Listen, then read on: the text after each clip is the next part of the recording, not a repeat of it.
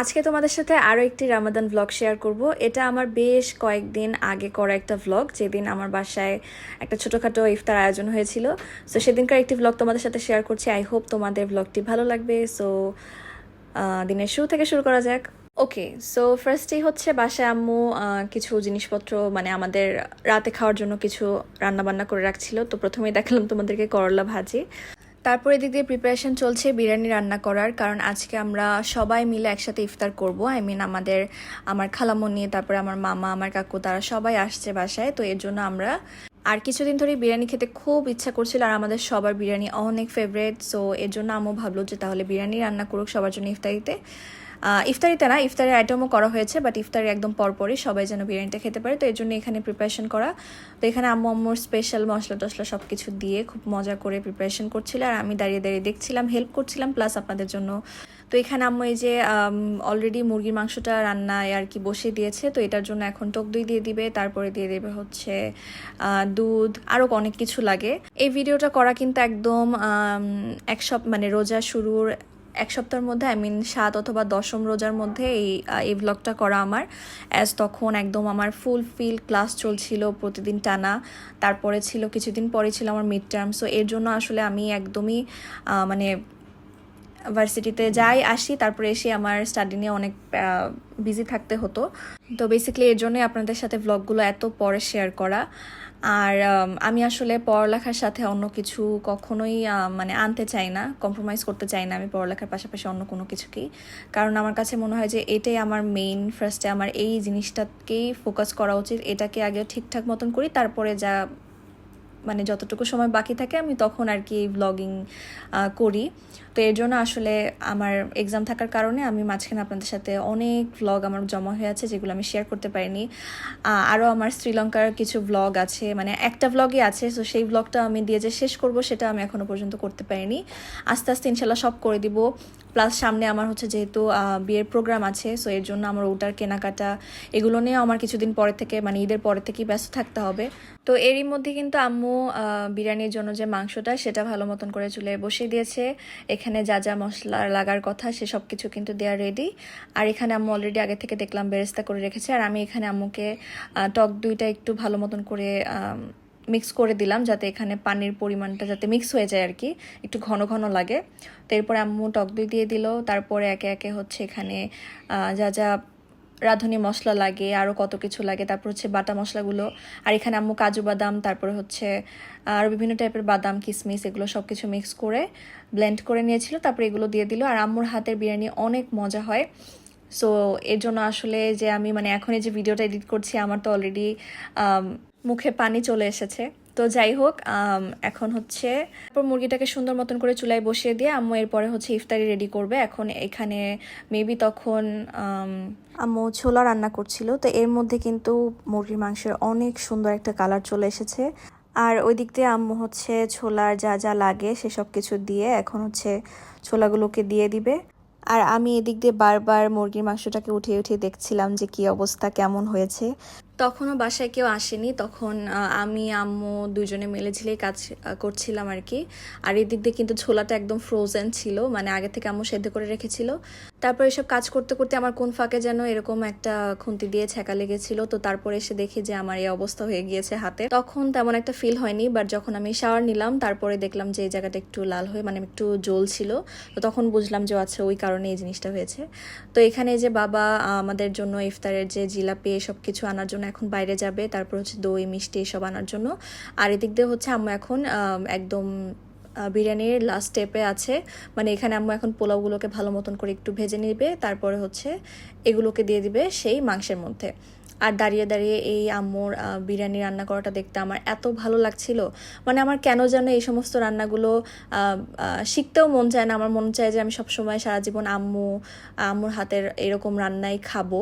Plus আমার মামুনি অনেক ভালো রান্না করে, আমার তাদের রান্না দেখলে আমার কখনো মনই চায় না যে আমি এইসব রান্নাগুলো নিজে নিজে শিখবো। আমার মন চায় যে আমার তাদের হাতে এই রান্নাগুলো আমি সবসময়ের জন্য খাবো। মানে কিছু রান্না থাকে না যে আমার মনে হয় যে আমি রান্না করলেও হয়তো বা এতটা বেস্ট হবে না তারা যেরকমভাবে পারে। তো যাই হোক, এরপরে হচ্ছে আম্মু এখানে পোলাওগুলো সবগুলোকে দিয়ে দিল।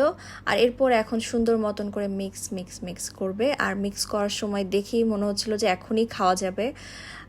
এখনও পর্যন্ত এখানে পানি দিতে হবে, তারপরে হচ্ছে এখনও অনেক কাজ বাকি, বাট অলরেডি দেখতে অনেকটাই আমি লাগছিল। তারপর আম্মু দিয়ে দিল হচ্ছে পরিমাণ মতন গরম পানি, আগে থেকে করে রাখা গরম পানি। আর এরপরে এগুলোকে দিয়ে আর উপর দিয়ে কিছু কাঁচামরিচ দিয়ে তারপরে এগুলোকে এখন ঢেকে দেবে আম্মু। আর তারপরে দিয়ে দিব হচ্ছে একটু টেস্ট মতন লবণ। আর এই লবণটা যে কিভাবে তারা এত সুন্দর মতন করে দেয় আমি জানি না।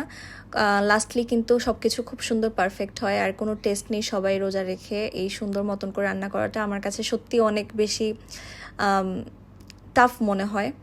তো তারপরে এদিক দিয়ে অর্ষা চলে আসলো রান্নাঘরে, সে এখন আমাদেরকে হেল্প করবে। অ্যাজ আমি আগের ভ্লগগুলোতেও বলেছিলাম যে রমজান মাসে আমরা রোজার যে প্রিপারেশনটা সেটা কিন্তু মানে ইফতারি প্রিপারেশনটা আমরা সবাই মিলেমিশে নিই।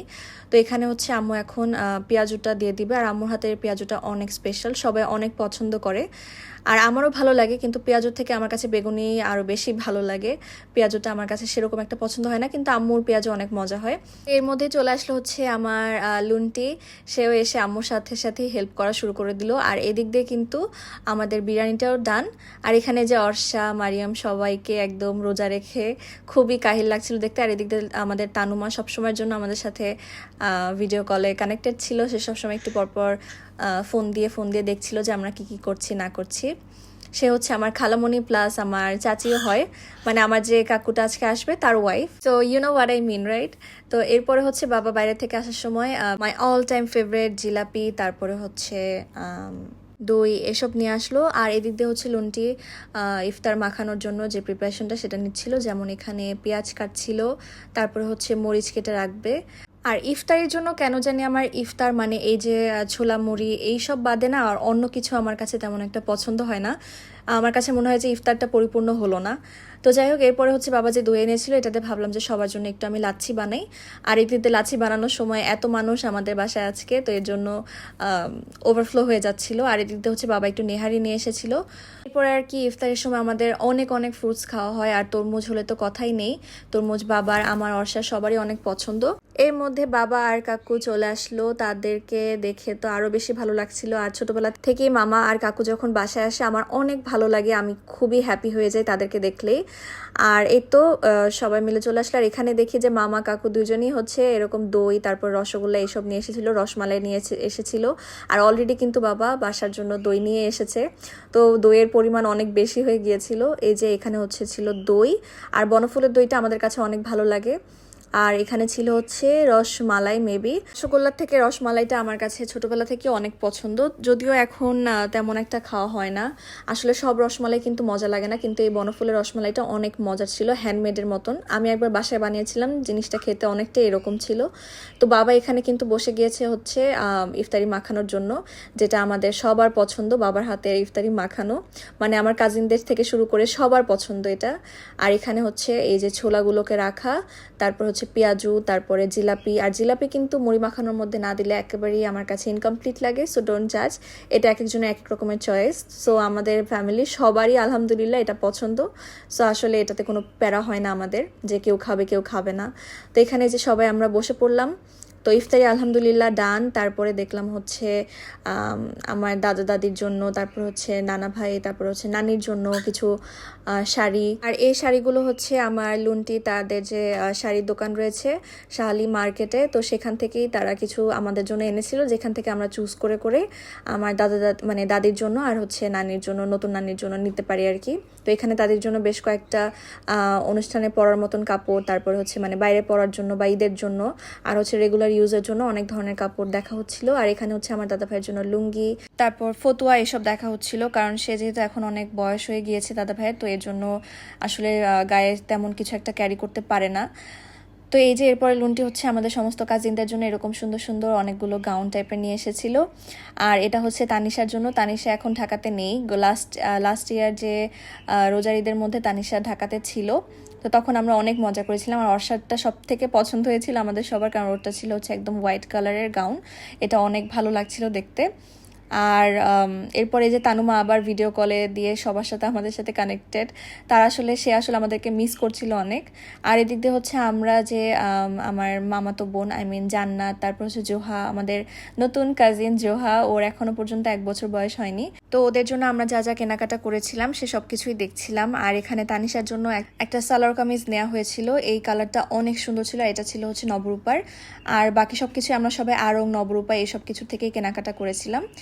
তো এই তো। আর এখানে হচ্ছে মামি আমাদের নতুন নানির জন্য কি কি পাঠিয়েছে সে সব কিছুই দেখছিলাম আর কি। তো সবাই সবার কেনাকাটাগুলো দেখছিলাম। আর এখানে হচ্ছে এই যে মামুনি আমার জন্য যে ইন্ডিয়ান যে দিল্লি বুটিক্সের যে নতুন ড্রেসগুলো বের হয়েছে সেগুলো পাঠিয়েছিল আমাদের জন্য, আমার আম্মুর অ্যান্ড অর্ষার জন্য। তিনজনের জন্যই সেম ড্রেস পাঠিয়েছিল, জাস্ট কালার একটু ডিফারেন্স আর হচ্ছে একটু ডিজাইনের ডিফারেন্স ছিল।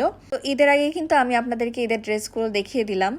আর ঈদের আগে আমি কোনো মতে এই সমস্ত সুন্দর সুন্দর দামি ড্রেসগুলো টেলরদের কাছে দিয়ে নষ্ট করতে একদমই রাজি না। তাই মামুনি যে ড্রেসগুলো দিয়েছে সেগুলো আমরা এখন বানাবো না, ঈদ যাক, তারপরে হচ্ছে ড্রেসগুলোকে আমরা কাস্টমাইজ করে সুন্দর মতন করে বানাবো। আর এখানে যে মামা ভিডিও কল করে মামিকে দেখাচ্ছিল যে মানে আমরা যে ড্রেসগুলো কিনেছিলাম, এখানে তুষিন, তানিশা, তারপরে হচ্ছে জান্নাত, জোহা, এদের সবার জন্য ড্রেস ছিল, মারিয়ামের জন্যও ছিল। আর এটা ছিল হচ্ছে আম্মুর জন্য। এই প্রত্যেকটা ড্রেসই এত সুন্দর ছিল। আর এগুলো যদি সুন্দর মতন করে বানানো যায়, মানে টেইলর যদি দয়া করে আমাদের ড্রেসগুলো সুন্দর করে বানায়, তাহলে কিন্তু ড্রেসগুলো পরলে অনেক সুন্দর লাগবে। আর এই ব্ল্যাকটা ছিল অর্ষার জন্য, আর পার্পেলটা ছিল আমার, আর পিঙ্কটা ছিল হচ্ছে আম্মুর জন্য।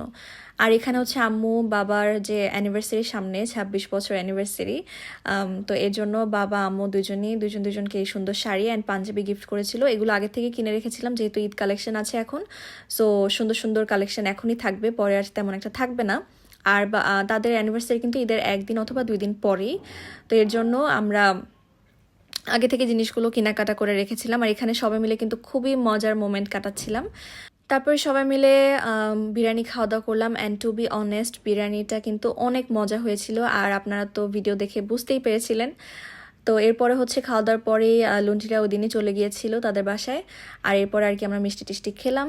সো এটাই ছিল আমার আজকের জন্য vlog. Thank you for watching everyone, tata.